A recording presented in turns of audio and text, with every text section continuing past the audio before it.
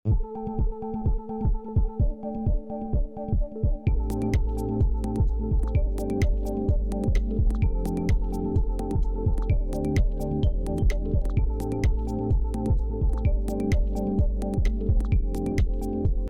Vina Cirebon makin hari semakin panas. Terlebih ditangkapnya Peggy Setiawan, salah satu DPO dari kasus Vina Cirebon ini. Berbagai tanggapan bermunculan, banyak yang menduga bahwa bukan Peggy Setiawan yang asli yang ditangkap. Berbeda dari yang lain, praktisi hukum Herwanto justru menegaskan bahwa ayah Eki lah yang harus diperiksa dalam kasus Vina Cirebon ini. Benarkah ayah Eki kunci dari kasus ini? Ada apa dengan ayah Eki? Simak penjelasan lengkap dari Herwanto sebagai berikut. Bang Herwanto, apa kabar Bang Herwanto? Alhamdulillah baik. Makin ramai nih kasus Vina nih Bang. Iya. Seperti apa melihatnya? Ya, memang perkara Vina Cirebon ini memang sangat luar biasa panas, hot. Jadi memang saya menyikapinya ya. Kenapa kok perkara ini sampai sekarang ini semakin panas terus. Nah, sampai sekarang ini netizen di seluruh mungkin bisa jadi di luar negeri juga ada ramai. Nah, kenapa perkara ini kok bisa seperti ini, carut marut seperti benang kusut? Karena memang saya melihat dari mulai tingkat penyidikan, penuntutan sampai dengan putusan semuanya benang kusut. Kenapa saya katakan benang kusut? Ya, dari awal penyelidikan, menetapkan tersangka, ya, putusan sampai adanya di DPO. Nah, kemudian sudah putusan muncul di DPO, tiba-tiba 8 tahun berlalu, perkara ini muncul lagi, meledak, banyak kejadian-kejadian yang menyisakan tanda tanya besar. Contohnya, ada yang namanya Saka Fatal, menyatakan dia mengalami penyiksaan, penyetruman dan sebagainya, padahal dia di bawah umur. Nah, ini yang menjadi penanggung jawab sebenarnya Bapas, Balai Pemasyarakatan. Anak di bawah umur wajib didampingi di setiap tingkatan, di kepolisian, kejaksaan, sampai dengan pengadilan, dia wajib mendampingi. Dan dia wajib memberikan rekomendasi apa kira-kira yang pantas dihukum untuk anak ini. Kok bisa terjadi penyiksaan? Nah, ini Bapas tanggung jawab, karena dia sudah menerima gaji dari rakyat. Nah, kok bisa terjadi? Satu itu. Yang kedua, terhadap para tersangka lainnya, 7, mendapat penyiksaan juga. Nah, yang lucunya lagi, sudah diputus di pengadilan terhadap para terdakwa ini, sekarang menjadi terpidana, ternyata masih menyisakan DPO.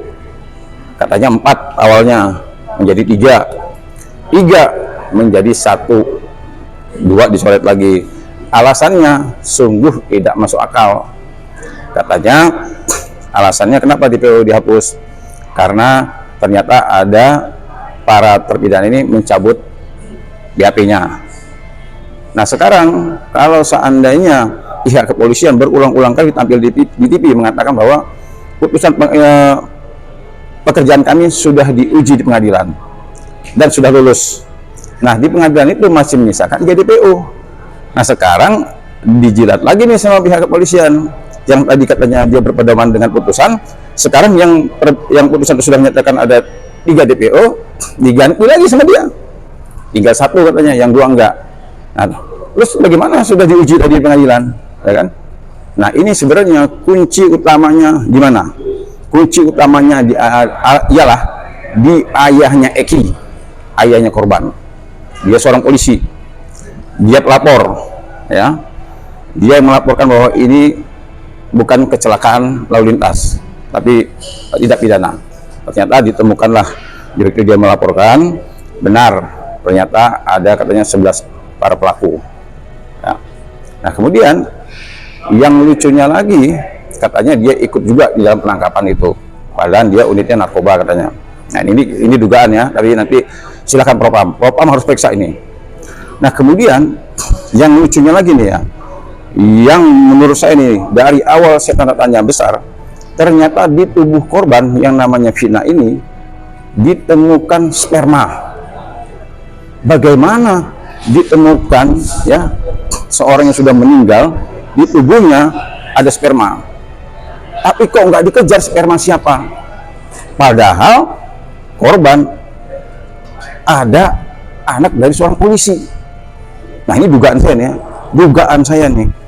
Kenapa sperma itu tidak dikejar sperma siapa? Jangan-jangan ternyata sperma itu spermanya si Eki. Kenapa tidak mau dibuka? Kalau memang sperma itu ternyata adalah sperma dari pelaku, saya yakin dikejar.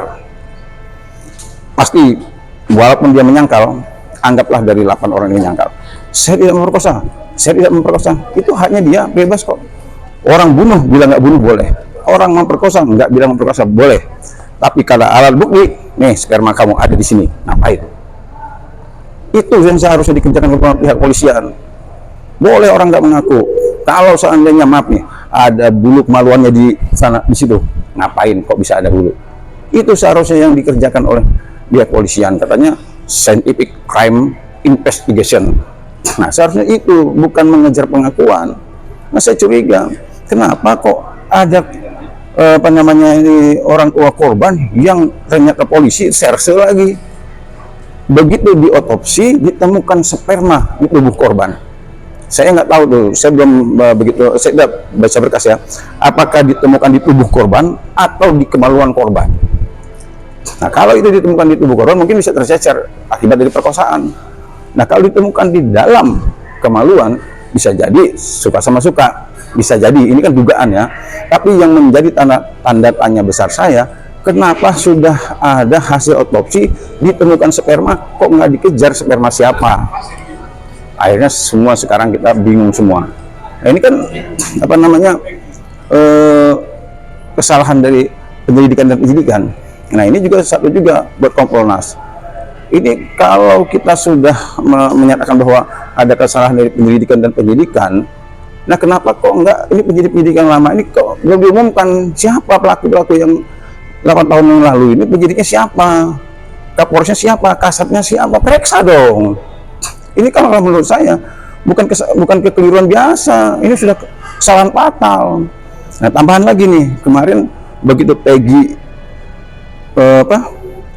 Agas Perong ditangkap, nah sekarang ini Saka Tatal menyatakan bahwa dia pernah nih, ini kalau benar ya, kalau benar ternyata Saka Tatal dan para terpidana lainnya pernah ditunjukkan ketiga DPO ini, dan ternyata ketiga DPO ini bukannya Peggy yang ini yang ditangkap sekarang ini, berarti pihak kepolisian bukan hanya melakukan kekeliruan, tapi juga melakukan kejahatan. Karena dia sudah tahu orangnya mana, nangkap yang lain, ini kejahatan.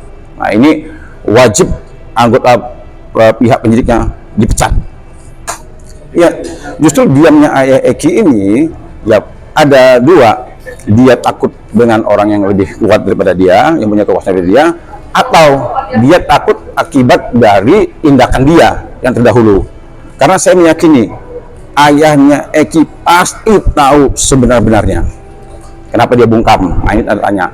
Nah, kalau menurut saya Propam wajib periksa seluruh penyidik 8 tahun yang lalu, termasuk ayahnya Eki. Justru menurut saya fokus sama ayahnya Eki.